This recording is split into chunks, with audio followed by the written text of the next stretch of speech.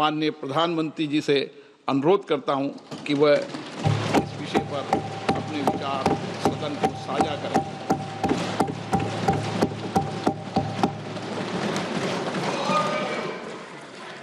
आदरणीय अध्यक्ष महोदय, मैं आपका और सदन के सभी माननीय सदस्यों का हृदय से आभार व्यक्त करता हूं कि हमने इस महत्वपूर्ण अवसर पर एक सामूहिक चर्चा का रास्ता चुना है,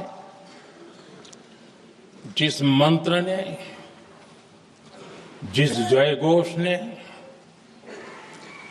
देश की आजादी के आंदोलन को ऊर्जा दी थी, प्रेरणा दी थी, त्याग और तपस्या का मार्ग दिखाया था, उस वंदे मातरम का पुण्य स्मरण करना इस सदन में हम सबका ये बहुत बड़ा सौभाग्य है। और हमारे लिए गर्व की बात है कि वंदे मातरम के 150 वर्ष निमित्त इस ऐतिहासिक अवसर के हम साक्षी बन रहे हैं।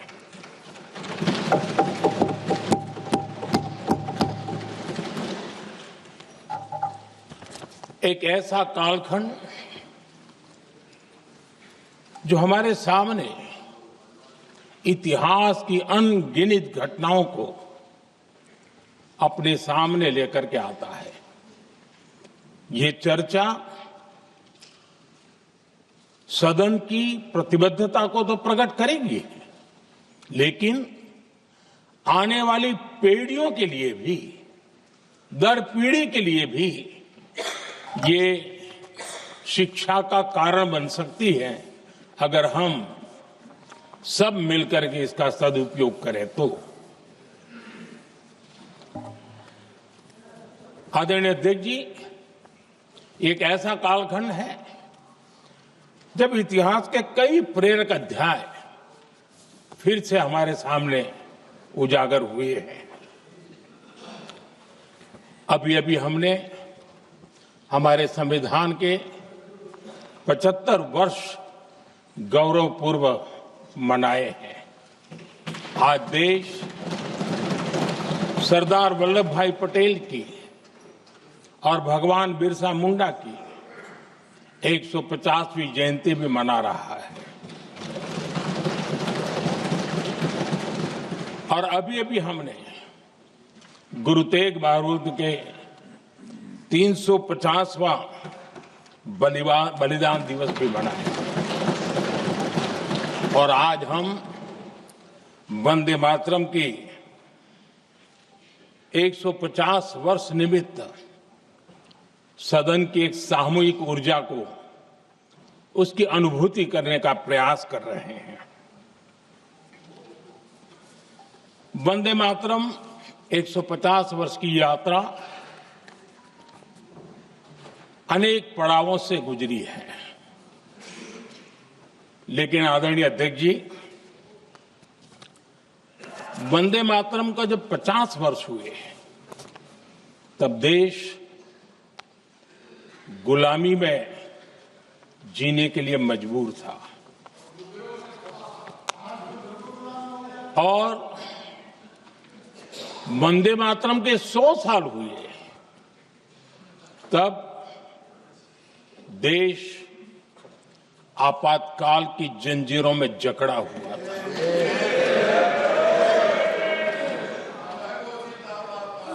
जब वंदे मातरम 100 साल के अत्यंत उत्तम पर्व था, तब भारत के संविधान का गला घोंट दिया गया था। जब वंदे मातरम 100 साल का हुआ, तब देशभक्ति के लिए जीने मरने वाले लोगों को जेल के सलाखों के पीछे बंद कर दिया गया था। जिस वंदे मातरम के गीत ने देश को आजादी की ऊर्जा दी थी, उसके जब 100 साल हुए तो दुर्भाग्य से एक काला कालखंड हमारे इतिहास में उजागर हो गया। हम लोकतंत्र के गिरोह में थे।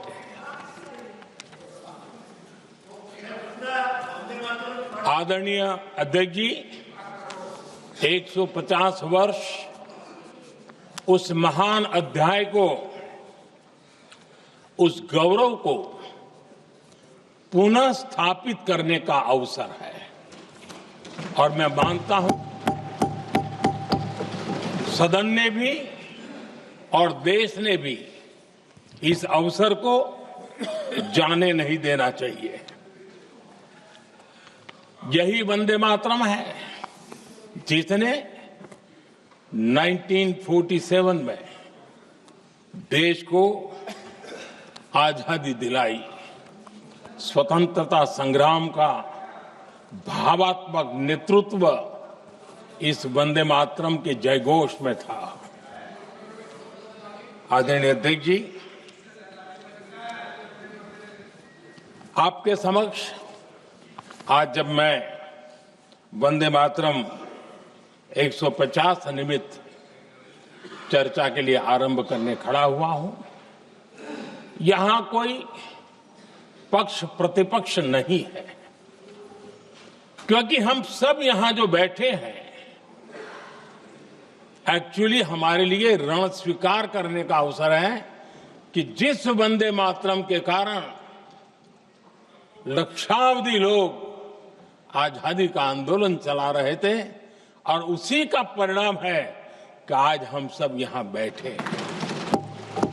और इसलिए हम सभी सांसदों के लिए, हम सभी जनप्रतिनिधियों के लिए वंदे मातरम के रण स्वीकार करने का ये पावन पर्व है।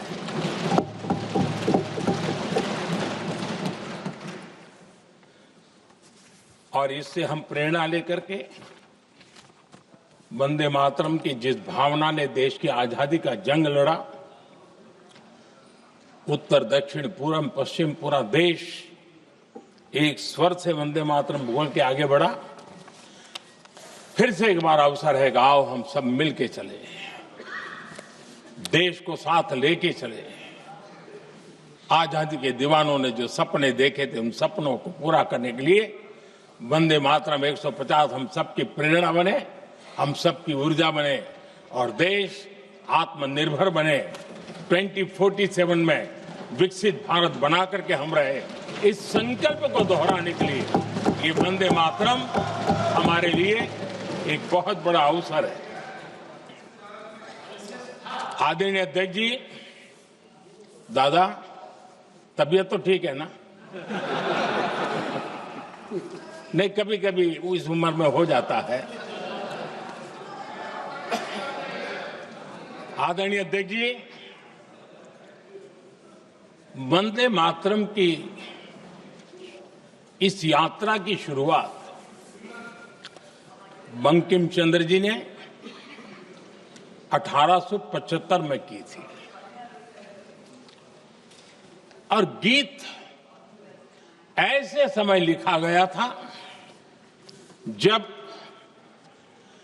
1857 के स्वातंत्र संग्राम के बाद अंग्रेज सल्तनत बौखलाई हुई थी, भारत पर भांति भांति के दबाव डाल रही थी, भांति भांति के जुल्म कर रही थी और भारत के लोगों को मजबूर किया जा रहा था अंग्रेजों के द्वारा। और उस समय उनका जो राष्ट्रीय गीत था, गॉड सेव द क्वीन, इसको भारत में घर घर पहुंचाने का एक षड्यंत्र चल रहा था। ऐसे समय बंकिम दा ने चुनौती दी और ईंट का जवाब पत्थर से दिया और उसमें से वंदे मातरम का जन्म हुआ।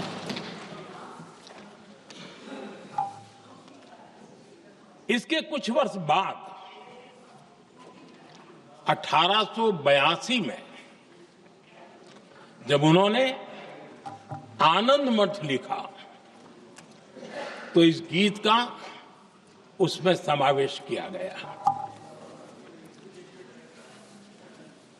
आदरणीय अध्यक्ष जी, वंदे मातरम ने उस विचार को पुनर्जीवित किया था जो हजारों वर्ष से भारत की रग रग में रचा बसा था। उसी भाव को, उसी संस्कारों को, उसी संस्कृति को, उसी परंपरा को उन्होंने बहुत ही उत्तम शब्दों में, उत्तम भाव के साथ वंदे मातरम के रूप में हम सबको बहुत बड़ी सौगात दी थी।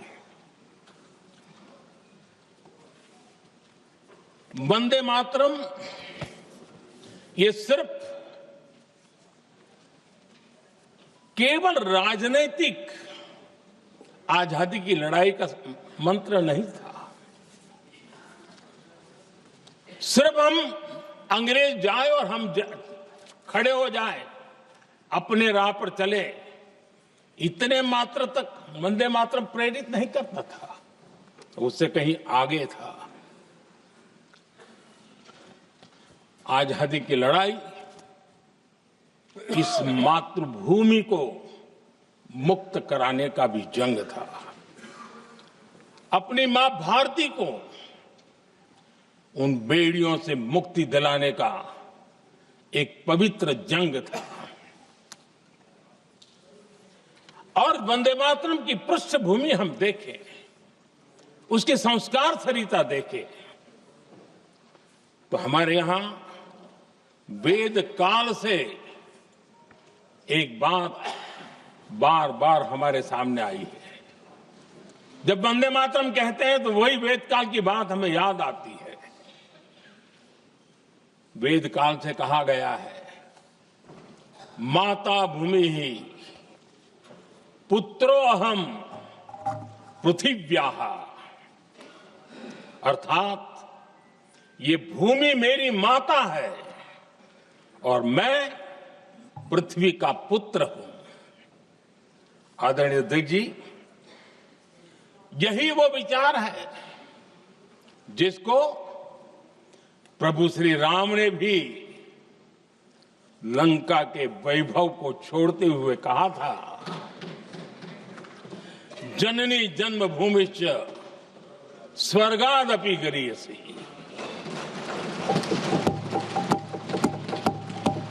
वंदे मातरम यही महान सांस्कृतिक परंपरा का एक आधुनिक अवतार है।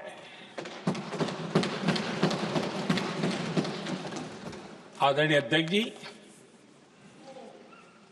बंकिम दा ने जब वंदे मातरम की रचना की तो स्वाभाविक ही वो स्वतंत्रता आंदोलन का स्वर बन गया। पूरब से पश्चिम, उत्तर से दक्षिण, वंदे मातरम हर भारतीय का संकल्प बन गया।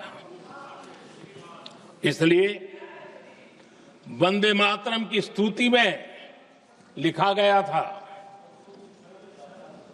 मातृभूमि स्वतंत्रता की वेदिका पर मदोमय, मातृभूमि स्वतंत्रता की वेदिका पर मोदमय, स्वार्थ का बलिदान है यह शब्द है वंदे मातरम। है सजीवन मंत्र भी, यह विश्व विजयी मंत्र भी, शक्ति का आह्वान है यह शब्द वंदे मातरम। उष्ण शोणित से लिखो, वक्षस्थली को चीर कर, वीर का अभिमान है यह शब्द वंदे मातरम। आदरणीय अध्यक्ष जी, कुछ दिन पूर्व जब वंदे मातरम 150 का आरंभ हो रहा था तो मैंने उस आयोजन में कहा था, वंदे मातरम हजारों वर्ष की सांस्कृतिक ऊर्जा भी थी, उसमें आजादी का जज्बा भी था और आजाद भारत का विजन भी था। अंग्रेजों के उस दौर में एक फैशन हो गई थी भारत को कमजोर, निकम्मा, आलसी, कर्महीन, इस प्रकार भारत को जितना नीचा दिखा सके ऐसी एक फैशन बन गई थी। और उसमें हमारे यहां भी जिन्होंने तैयार किए थे वो लोग भी वही भाषा बोलते थे। तब बंकिम दा ने उस हीन भावना को भी झकझोरने के लिए और सामर्थ्य का परिचय कराने के लिए वंदे मातरम के भारत के सामर्थ्यशाली स्वरूप को प्रकट करते हुए आपने लिखा था,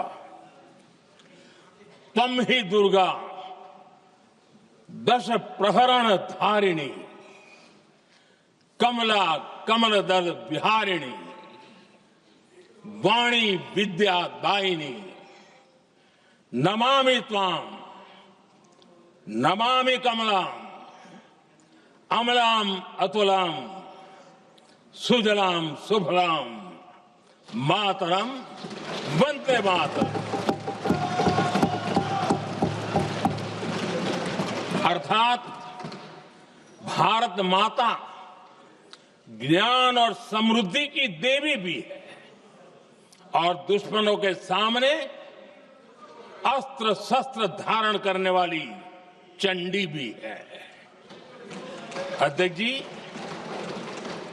ये शब्द, ये भाव, ये प्रेरणा गुलामी की हताशा में हम भारतीयों को हौसला देने वाले थे। इन वाक्यों ने तब करोड़ों देशवासियों को यह एहसास कराया कि लड़ाई किसी जमीन के टुकड़े के लिए नहीं है, ये लड़ाई सिर्फ सत्ता के सिंहासन को कब्जा करने के लिए नहीं है, ये गुलामी की बेड़ियों को मुक्त कर हजारों साल की महान जो परंपराएं थी, महान संस्कृति, जो गौरवपूर्ण इतिहास था, उसको फिर से पुनर्जन्म कराने का संकल्प इसमें था।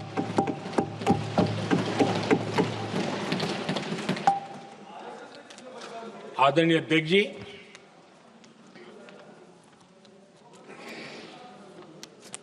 वंदे मातरम, इसका जो जन जन से जुड़ाव था,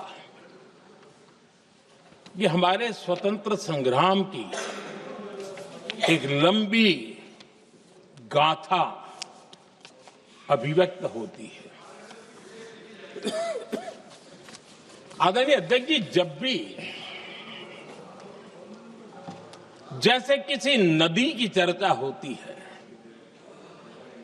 चाहे सिंधु हो, सरस्वती हो, कावेरी हो, गोदावरी हो, गंगा हो, यमुना हो, उस नदी के साथ एक सांस्कृतिक धारा प्रवाह, एक विकास यात्रा का धारा प्रवाह, एक जन जीवन की यात्रा का प्रवाह उसके साथ जुड़ जाता है। लेकिन क्या कभी किसी ने सोचा है कि आजादी जंग के हर पड़ाव, वो पूरी यात्रा वंदे मातरम की भावनाओं से गुजरता था, उसके तट पर पल्लवित होता था। ऐसा भाव काव्य शायद दुनिया में कहीं उपलब्ध नहीं होगा। आदरणीय अध्यक्ष जी,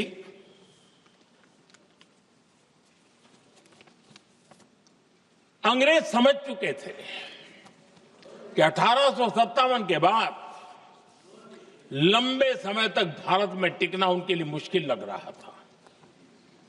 और जिस प्रकार से वो अपने सपने लेकर के आए थे, तब उनको लगा कि जब तक भारत को बांटेंगे नहीं, जब तक भारत को टुकड़ों में नहीं बांटेंगे, भारत में ही लोगों को एक दूसरे से लड़ाएंगे नहीं, तब तक यहां राज करना मुश्किल है। और अंग्रेजों ने बांटो और राज करो इस रास्ते को चुना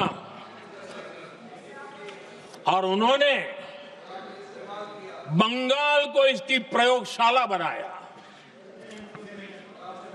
क्योंकि अंग्रेज भी जानते थे वो एक वक्त था जब बंगाल का बौद्धिक सामर्थ्य देश को दिशा देता था, देश को ताकत देता था, देश को प्रेरणा देता था।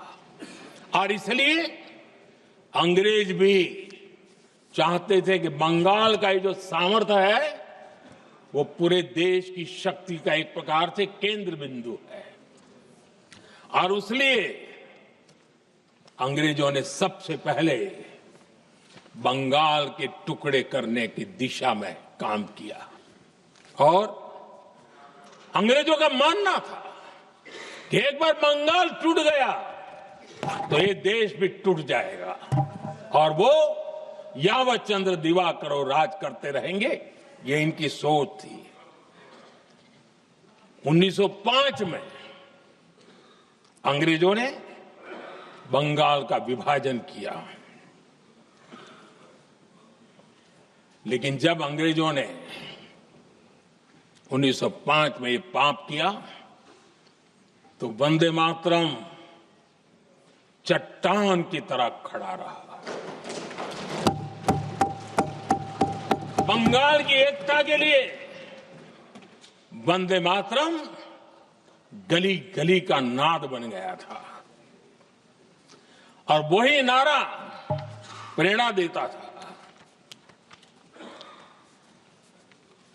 अंग्रेजों ने बंगाल विभाजन के साथ ही भारत को कमजोर करने के बीच और अधिक बोने की दिशा पकड़ ली थी। लेकिन वंदे मातरम एक स्वर एक सूत्र के रूप में अंग्रेजों के लिए चुनौती बनता गया और देश के लिए चट्टान बनता गया। आदरणीय अध्यक्ष जी, बंगाल का विभाजन तो हुआ, लेकिन एक बहुत बड़ा स्वदेशी आंदोलन खड़ा हुआ और तब वंदे मातरम हर तरफ गूंज रहा था। अंग्रेज समझ गए थे कि बंगाल की धरती से निकला बंकिम दा का ये भाव सूत्र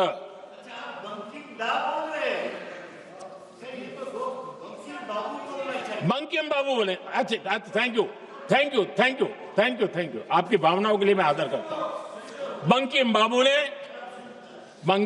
ने थैंक यू दादा, थैंक यू। हाँ, आपको तो दादा कह सकता हूं ना, वरना उसमें भी आपको इतराज हो जाएगा। बंकिम बाबू ने ये जो भाव विश्व तैयार किया था, उनके भाव गीत के द्वारा उन्होंने अंग्रेजों को हिला दिया। और अंग्रेजों ने देखिए कितनी कमजोरी होगी और इस गीत की ताकत कितनी होगी, अंग्रेजों ने उसको कानूनी रूप से प्रतिबंध लगाने के लिए मजबूर होना पड़ा था। गाने पर सजा, छापने पर सजा, इतना ही नहीं, वंदे मातरम शब्द बोलने पर भी सजा। इतने कठोर कानून लागू कर दिए गए थे। हमारे देश के आजादी के आंदोलन में सैकड़ों महिलाओं ने नेतृत्व किया, लक्षावधि महिलाओं ने योगदान दिया। एक घटना का मैं जिक्र करना चाहता हूं।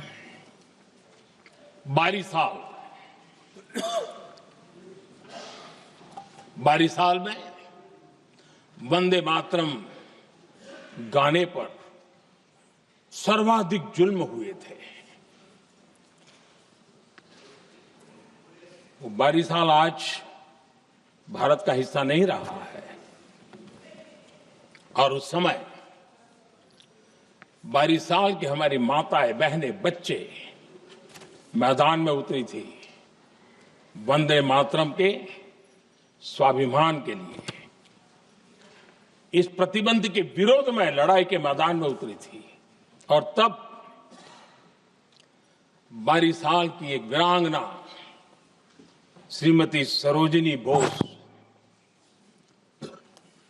जिन्होंने उस जमाने में वहां की भावना को देखिए और उन्होंने कहा था कि वंदे मातरम जो प्रतिबंध लगा है, जब तक ये प्रतिबंध नहीं हटता है मैं अपनी चूड़ियां जो पहनती हूं निकाल दूंगी। भारत में वो एक जमाना था, चूड़ी निकालना यानी महिला के जीवन की बहुत बड़ी घटना हुआ करती। लेकिन उनके लिए वंदे मातरम की वो भावना थी, उन्होंने अपनी सोने की चूड़ियां, जब तक वंदे मातरम प्रतिबंध नहीं हटेगा मैं दोबारा नहीं धारण करूंगी, ऐसा बड़ा व्रत ले लिया था। हमारे देश के बालक भी पीछे नहीं रहे थे। उनको कोड़े की सजा होती थी, छोटी छोटी उम्र में उनको जेल में बंद कर दिया जाता। और उन दिनों खास करके बंगाल की गलियों में लगातार वंदे मातरम के लिए प्रभात फेरियां निकलती थी। अंग्रेजों के नाक को दम कर दिया था। और उस समय गीत गूंजता था बंगाल में, जाए जाबे जीवोनो चोले, जाए जाबे जीवोनो चोले, जोगो तो माजे तोमार काजे वंदे मातरम बोले। अर्थात हे मां, संसार में तुम्हारा काम करते और वंदे मातरम कहते जीवन भी चला जाए तो वो जीवन भी धन्य है। ये बंगाल की गलियों में बच्चे कह रहे हैं। ये गीत उन बच्चों की हिम्मत का स्वर था और उन बच्चों की हिम्मत ने देश को हिम्मत दी थी। बंगाल की गलियों से निकली आवाज देश की आवाज बन गई थी।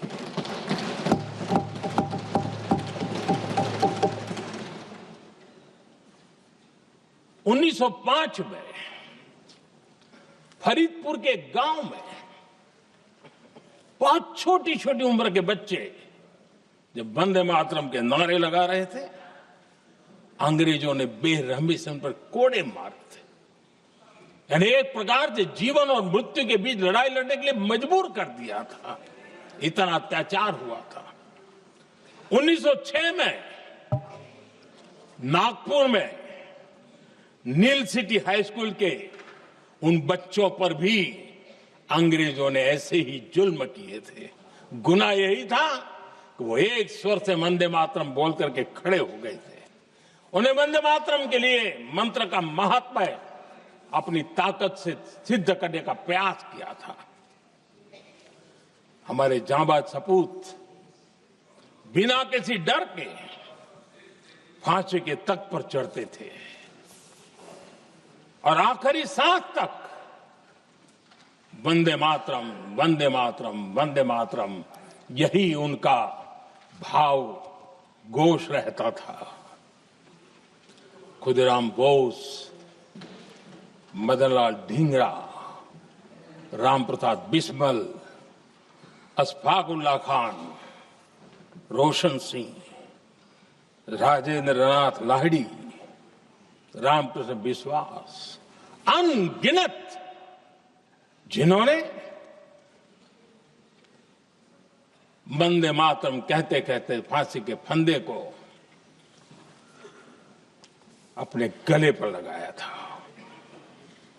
लेकिन देखिए, ये अलग अलग जेलों में होता था, अलग अलग इलाकों में होता था।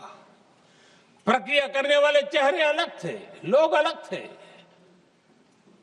जिन पर जुल्म हो रहा था उनकी भाषा भी अलग थी। लेकिन एक भारत श्रेष्ठ भारत, इन सब का मंत्र एक ही था, वंदे मातरम।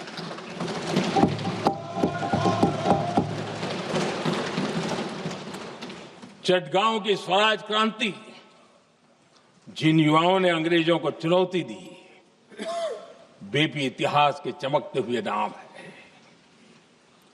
हरगोपाल बाग, पुलिन विकास घोष, त्रिपुर सेन, इन सब ने देश के लिए अपना बलिदान दिया।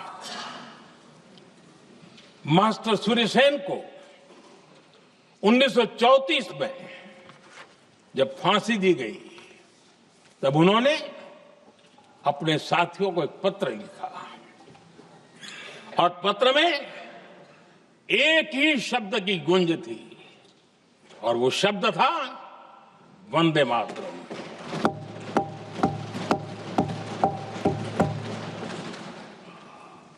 आदरणीय अध्यक्ष जी, हम देशवासियों को गर्व होना चाहिए। दुनिया के इतिहास में कहीं पर भी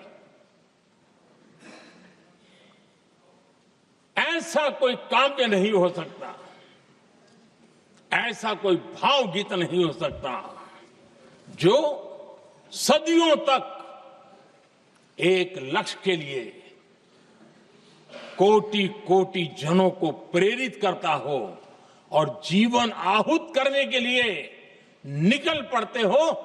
दुनिया में ऐसा कोई भावगीत नहीं हो सकता जो वंदे मातरम।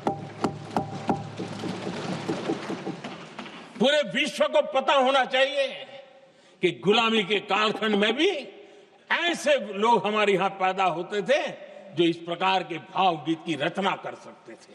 ये विश्व के लिए अजूबा है, हमें गर्व से कहना चाहिए, तब दुनिया भी मानना शुरू करेगी। ये हमारी स्वतंत्रता का मंत्र था, ये बलिदान का मंत्र था, ये ऊर्जा का मंत्र था, ये सात्विकता का मंत्र था, ये समर्पण का मंत्र था, ये त्याग और तपस्या का मंत्र था, संकटों को सहने का सामर्थ्य देने का ये मंत्र था और वो मंत्र वंदे मातरम था। और इसलिए गुरुदेव रविंद्रनाथ टैगोर ने लिखा था, उन्होंने लिखा था, एकी सूत्रे बांधी आछी सोहोस्टोटी मौन, एक ही कार्य सौंपी आची सहस्त्रो जीवन वंदे मातरम। अर्थात एक सूत्र में बंधे हुए सहस्त्र मन, एक ही कार्य में अर्पित सहस्त्र जीवन वंदे मातरम। ये रविंद्रनाथ टैगोर जी ने लिखा। आदरणीय अध्यक्ष जी, उसी कालखंड में वंदे मातरम की रिकॉर्डिंग दुनिया के अलग अलग भागों में पहुंची और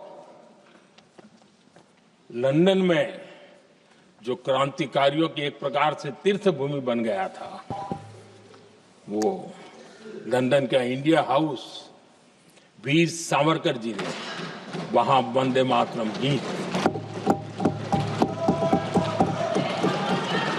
और वहां ये गीत बार बार गूंजता था। देश के लिए जीने मरने वालों के लिए वो एक बहुत बड़ा प्रेरणा का अवसर रहता था। उसी समय बिपिन चंद्र पाल और महर्षि अरविंद घोष, उन्होंने अखबार निकाले, उस अखबार का नाम भी उन्होंने वंदे मातरम रखा। यानी डगर डगर पर अंग्रेजों की नींद हराम करने के लिए वंदे मातरम काफी हो जाता था और इसलिए उन्होंने इस नाम रखा। अंग्रेजों ने अखबारों पर रोक लगा दी तो मैडम भीकाजी कामा ने पेरिस में एक अखबार निकाला और उसका नाम उन्होंने वंदे मातरम रखा। आदरणीय अध्यक्ष जी, वंदे मातरम ने भारत को स्वावलंबन का रास्ता भी दिखाया। उस समय माचिस की डिबिया, मैच बॉक्स, वहां से लेकर के बड़े बड़े शिप, उस पर भी वंदे मातरम लिखने की परंपरा बनी और बाहरी कंपनियों को चुनौती देने का एक माध्यम बन गया, स्वदेशी का एक मंत्र बन गया। आजादी का मंत्र स्वदेशी के मंत्र की तरफ विस्तार होता गया। आदरणीय अध्यक्ष जी, मैं एक और घटना का जिक्र भी करना चाहता हूं। 1907 में जब वीओ चिदम्बरम पिल्लाई उन्होंने स्वदेशी कंपनी का जहाज बना तो उस पर भी लिखा था वंदे मातरम।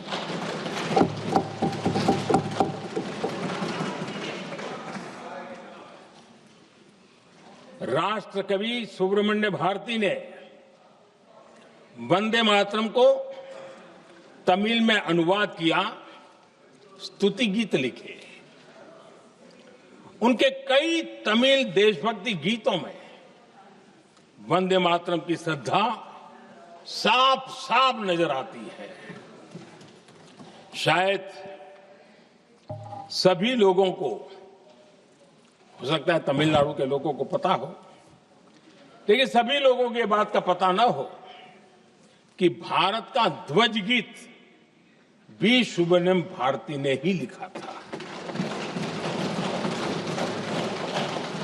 उस ध्वज गीत का वर्णन जिस पर वंदे मातरम लिखा हुआ था, तमिल में इस ध्वज गीत का शीर्षक था ताइन माणी कोडी पारीर, तालंदु पणिंदु पुलहिंद्रु वारीर।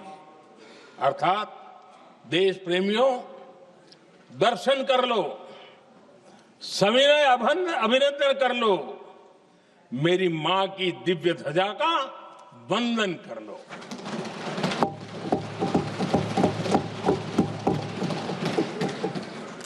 आदरणीय अध्यक्ष महोदय, मैं आज इस सदन में वंदे मातरम पर महात्मा गांधी की भावनाएं क्या थी वो भी रखना चाहता हूं। दक्षिण अफ्रीका से प्रकाशित एक साप्ताहिक पत्रिका निकलती थी, इंडियन ओपिनियन, और इस इंडियन ओपिनियन में महात्मा गांधी ने 2 दिसंबर 1905 जो लिखा था उसको मैं कोट कर रहा हूं। उन्होंने लिखा था, महात्मा गांधी ने लिखा था, गीत वंदे मातरम जिसे बंकिम चंद्र ने रचा है, पूरे बंगाल में अत्यंत लोकप्रिय हो गया है। स्वदेशी आंदोलन के दौरान बंगाल में विशाल सभाएं हुई जहां लाखों लोग इकट्ठा हुए और बंकिम का यह गीत गाया। गांधी जी आगे लिखते हैं, ये बहुत महत्वपूर्ण है। वो लिखते हैं, ये 1905 की बात है। उन्होंने लिखा, यह गीत इतना लोकप्रिय हो गया है जैसे ये हमारा नेशनल एंथम बन गया है।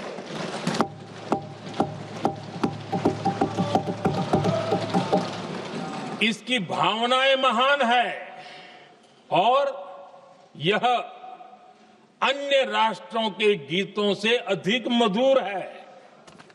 इसका एकमात्र उद्देश्य हम में देशभक्ति की भावना जगाना है। यह भारत को मां के रूप में देखता है और उसकी स्तुति करता है। अध्यक्ष जी,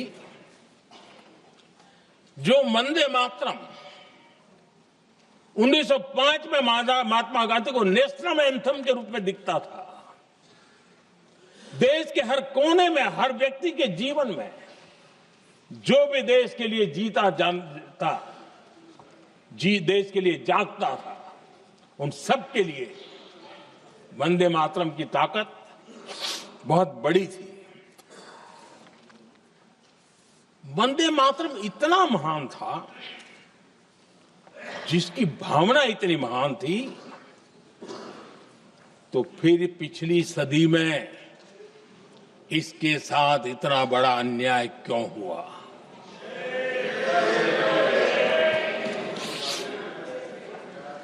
वंदे मातरम के साथ विश्वासघात क्यों हुआ?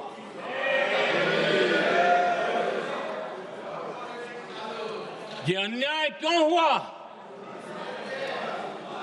वो कौन सी ताकत थी जिसकी इच्छा खुद पूज्य बापू की भावनाओं पर भी भारी पड़ गई, जिसने वंदे मातरम जैसी पवित्र भावना को भी विवादों में घसीट दिया? मैं समझता हूं कि आज जब हम वंदे मातरम के 150 वर्ष का पर्व मना रहे हैं, चर्चा कर रहे हैं, तो हमें उन परिस्थितियों को भी हमारी नई पीढ़ियों को जरूर बताना हमारा दायित्व है, जिससे के वजह से वंदे मातरम के साथ विश्वासघात किया गया। वंदे मातरम के प्रति मुस्लिम लीग की विरोध की राजनीति तेज होती जा रही थी। मोहम्मद अली जिन्ना ने लखनऊ से 15 अक्टूबर 1937 को वंदे मातरम के विरुद्ध का नारा बुलंद किया। फिर कांग्रेस के तत्कालीन अध्यक्ष जवाहरलाल नेहरू को अपना सिंहासन डोलता दिखा। बजाय कि नेहरू जी मुस्लिम लीग के आधारहीन बयानों को तगड़ा जवाब देते, करारा जवाब देते, मुस्लिम लीग के बयानों की निंदा करते,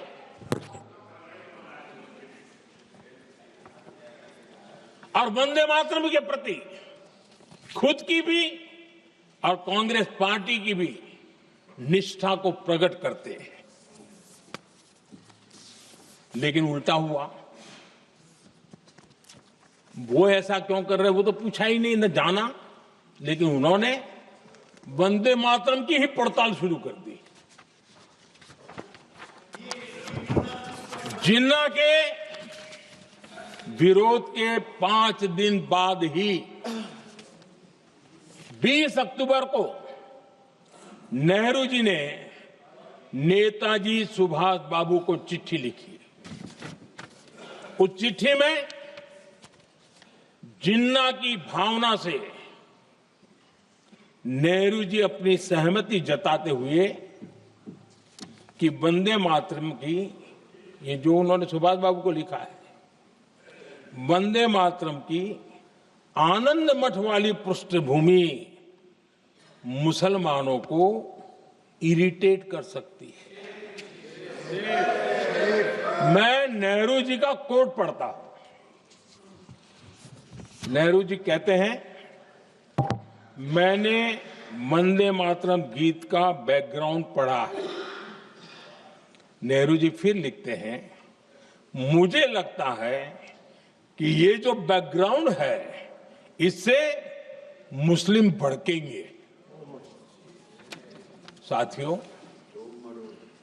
इसके बाद कांग्रेस की तरफ से बयान आया कि 26 अक्टूबर से कांग्रेस कार्य समिति की एक बैठक कोलकाता में होगी, जिसमें वंदे मातरम के उपयोग की समीक्षा की जाएगी। बंकिम बाबू का बंगाल, बंकिम बाबू का कोलकाता, और उसको चुना गया और वहां पर समीक्षा करना तय किया। पूरा देश हतप्रभ था, पूरा देश हैरान था। पूरे देश में देशभक्तों ने इस प्रस्ताव के विरोध में देश के कोने कोने में प्रभात फेरियां निकाली, वंदे मातरम गीत गाया। लेकिन देश का दुर्भाग्य कि 26 अक्टूबर को कांग्रेस ने वंदे मातरम पर समझौता कर लिया।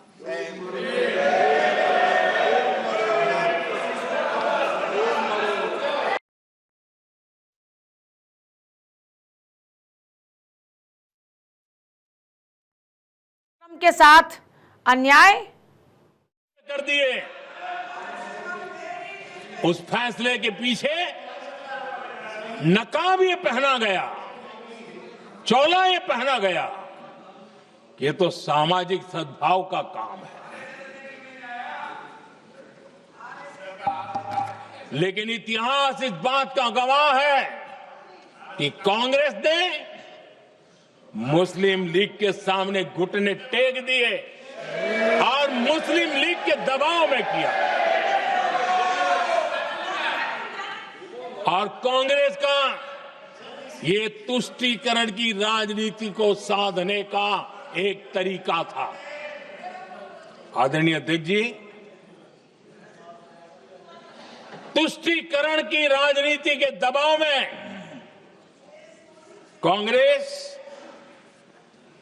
वंदे मातरम के बंटवारे के लिए झुकी। इसलिए कांग्रेस को एक दिन भारत के बंटवारे के लिए झुकना पड़ा।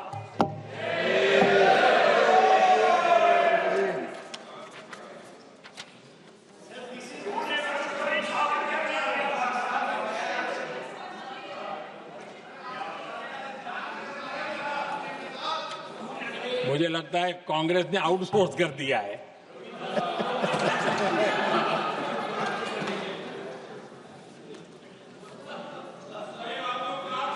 दुर्भाग्य से कांग्रेस की नीतियां वैसी की वैसी थी है, और इतना ही नहीं, आईएनसी चलते चलते एमएमसी हो गया है।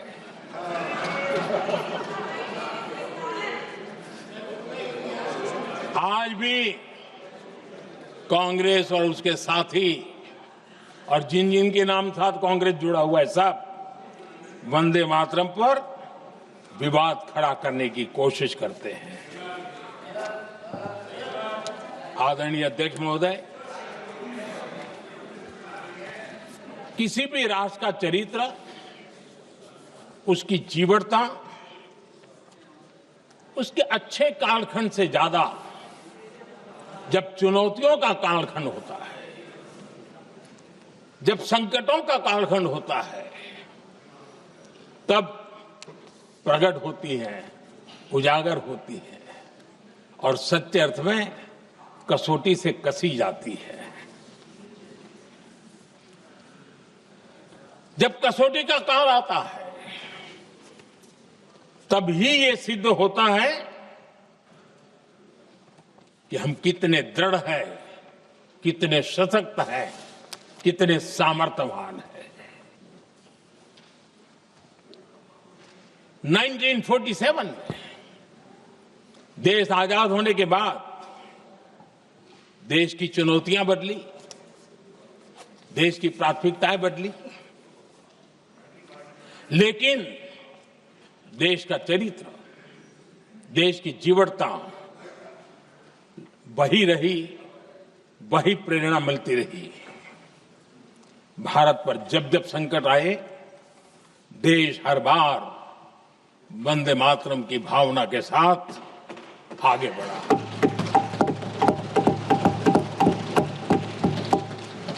बीच का कालखंड कैसा गया जाने दो, लेकिन आज भी 15 अगस्त 26 जनवरी की जब बात आती है, हर घर तिरंगा की बात आती है, चारों तरफ वो भाव दिखता है, तिरंगे झंडे फहराते।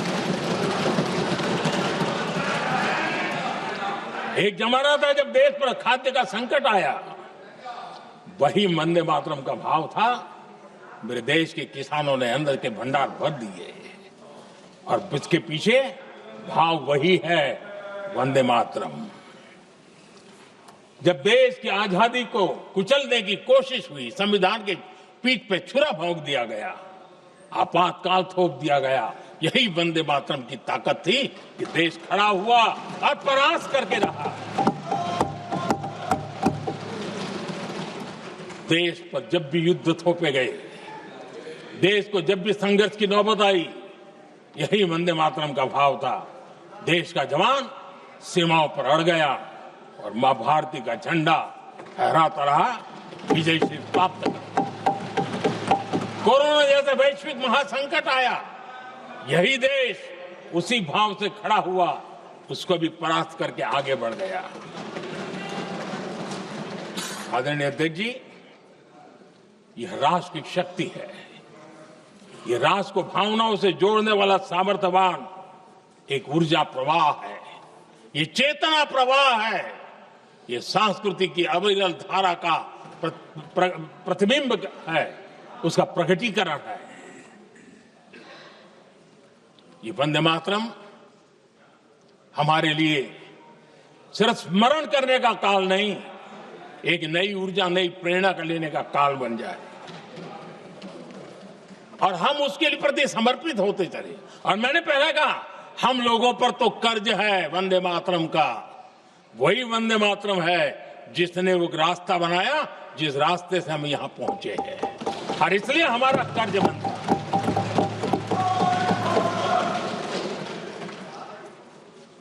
भारत हर चुनौतियों को पार करने में सामर्थ है। वंदे मातरम के भाव की वो ताकत है। वंदे मातरम ये सिर्फ गीत या भावगीत नहीं, ये हमारे लिए प्रेरणा है। राष्ट्र के प्रति कर्तव्यों के लिए हमें झकझोरने वाला काम है, और इसलिए हमें निरंतर इसको करते रहना होगा। हम आत्मनिर्भर भारत का सपना लेकर के चल रहे हैं, इसको पूरा कर रहा है। वंदे मातरम हमारी प्रेरणा है। हम स्वदेशी आंदोलन को ताकत देना चाहते हैं। समय बदला होगा, रूप बदले होंगे, लेकिन पूज्य गांधी ने जो भाव व्यक्त किया था, उस भाव की ताकत आज भी मौजूद है, और वंदे मातरम हमें जोड़ता है। देश के महापुरुषों का सपना था स्वतंत्र भारत का। देश की आज की पीढ़ी का सपना है समृद्ध भारत का। आजाद भारत का सपने को सिंचा था वंदे भारत की भावना है, वंदे मातरम की भावना ने। समृद्ध भारत के सपने को सिंचेगा वंदे मातरम की भावना। उसी भावना को लेकर के हमें आगे चलना है, और हमें आत्मनिर्भर भारत बनाना। 2047 में देश विकसित भारत बन के रहे। अगर आजादी के 50 साल पहले कोई आजाद भारत का सपना देख सकता था, तो 25 साल पहले हम भी तो समृद्ध भारत का सपना देख सकते हैं, विकसित भारत का सपना देख सकते हैं, और इस सपने के लिए अपने आप को खपा भी सकते हैं। इसी मंत्र, इसी संकल्प के साथ वंदे मातरम हमें प्रेरणा देता रहे। वंदे मातरम का हम रण स्वीकार करें, वंदे मातरम की भावना को लेकर के चले, देशवासियों को साथ लेकर के चले, हम सब मिलकर के चले, इस सपने को पूरा करें। इसी एक भाव के साथ ये चर्चा का आज आरंभ हो रहा है। मुझे पूरा विश्वास है कि दोनों सदनों में देश के अंदर वो भाव भरने वाला कारण बनेगा।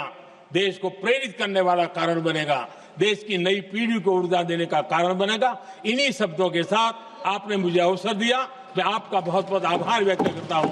बहुत बहुत धन्यवाद।